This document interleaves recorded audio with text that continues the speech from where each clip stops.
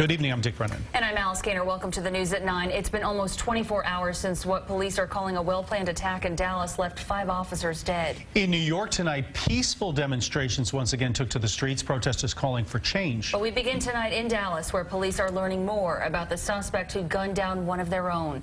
TV 1055's Danielle Nottingham has the latest on the investigation into the ambush.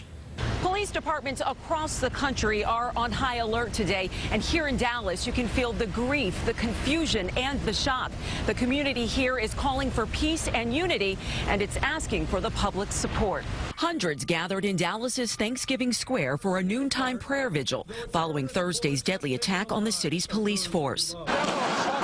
5 officers were killed, 7 others and 2 civilians injured when what appears to be a lone gunman opened fire during a peaceful protest over deadly police shootings of black men in Louisiana and Minnesota. This was a well-planned, well-thought-out, evil tragedy.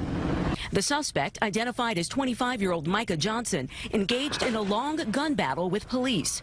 After hours of negotiation, he was killed by a robot-delivered police bomb. Mr. Johnson, now deceased, was the lone shooter in this incident.